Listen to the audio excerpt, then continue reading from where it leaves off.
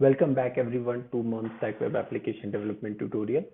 Now we will get started with writing our nav bar where we will be displaying some menu options to the user.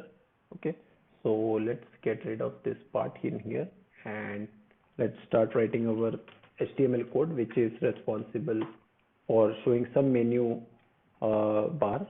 Okay, so class names I'm not going to write it. I will just copy paste to save some time. Okay, and let's use some more width for our code editor here.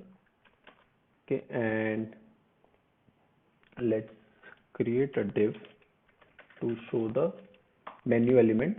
Okay, so again in here I will just copy paste the class name.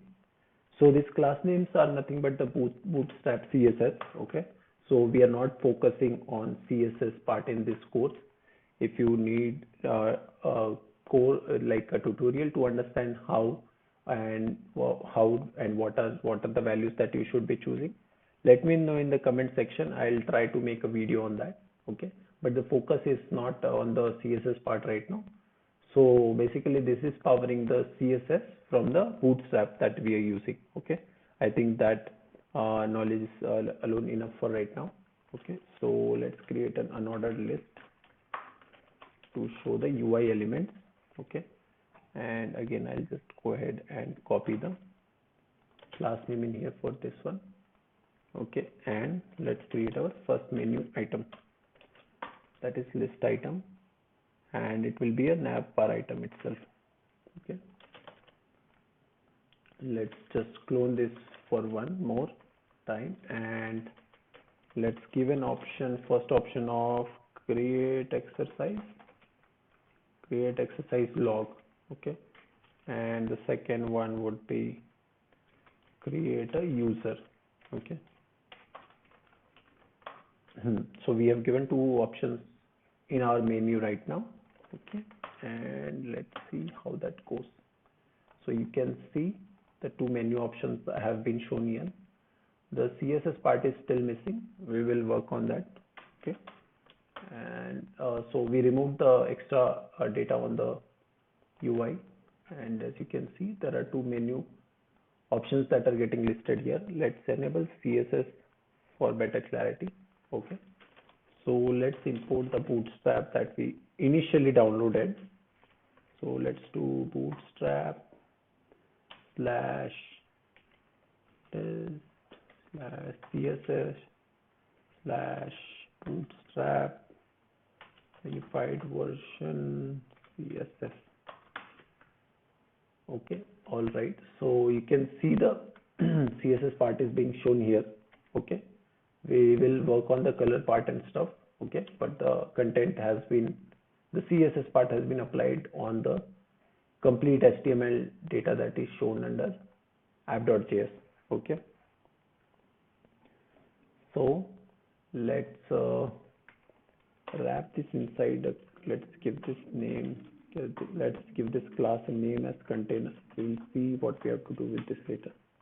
Okay, and I think let's add some more detail to our we want to actually navigate on clicking the button. We want to navigate to different web URLs which will be showing different functionality. Say a click on create user should take me to a form where user can create a user. Oh, sorry, the visitors can create a user.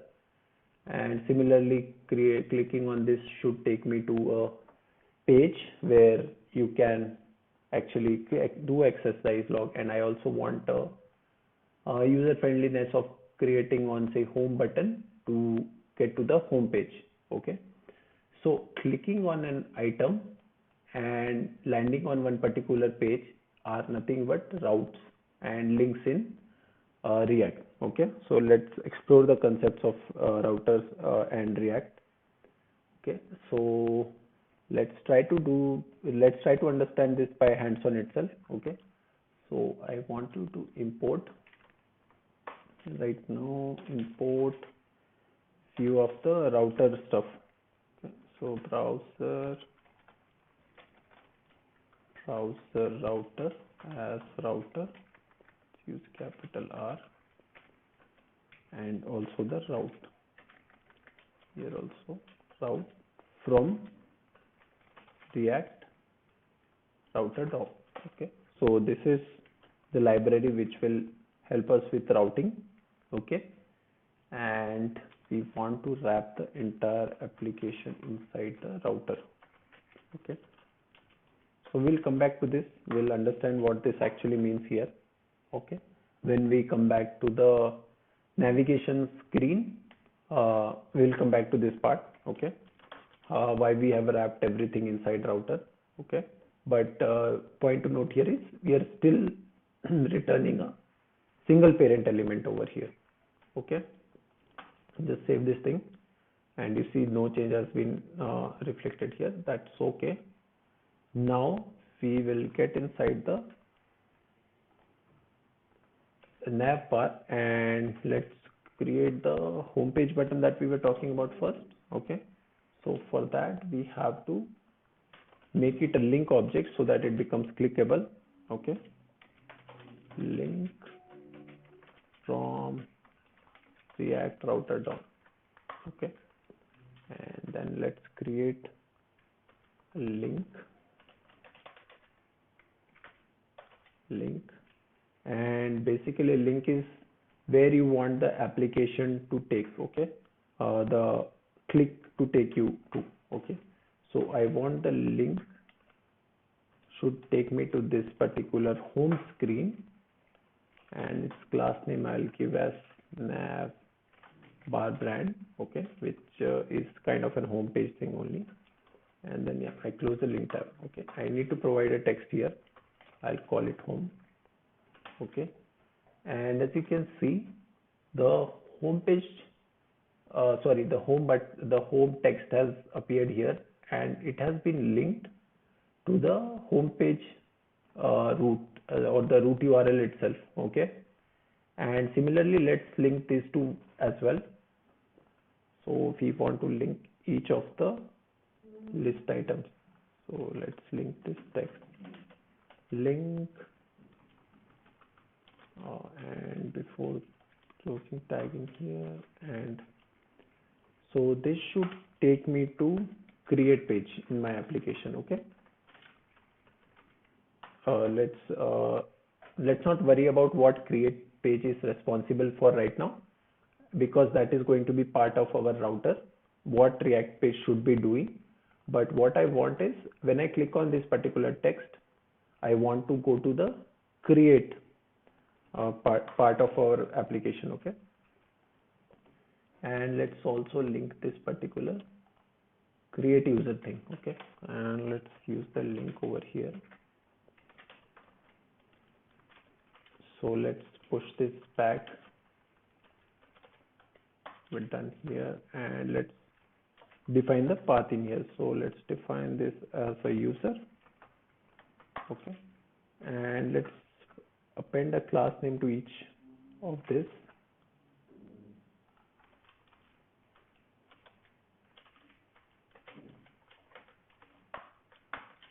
All right, so here you can see the links have been created. So I think I put it to you. Okay, so so you see, when I click on create user, it is going to take me to this page, and when I click on this, it is going to take me to this page. Okay, so when I click, nothing happens. Okay, because I have not actually defined any rules right now on where this should be taken to, like which particular component should get loaded when I click this. The link only defines where to take, on what URL the click should take you to, but what component to load on this particular URL is something that we define inside router. Okay, so I hope it is clear that link is basically what URL you want to go to, and on the router part we define what URL, what component should get loaded. Okay, so on create user we will have a form. Now form you can imagine as a component which accepts some arguments and save our user detail. So whenever I hit create user, the slash user should be called, and it might be returning a component which says create user. Okay, so let's go to app.js and try to understand this better by example. So we have created the nav bar in here. Let's try to define some route. Let's put a break. Okay, so let's try to understand router better by an example. Okay, so when I am doing path, okay, I want to do an exact match. So we'll come back to what exact is. So I want to load in certain component in here. Okay, so as you can see here, okay, it will obviously fail to compile because I haven't given any component in here right now. Okay, so I'll try to give a user thing first. Okay,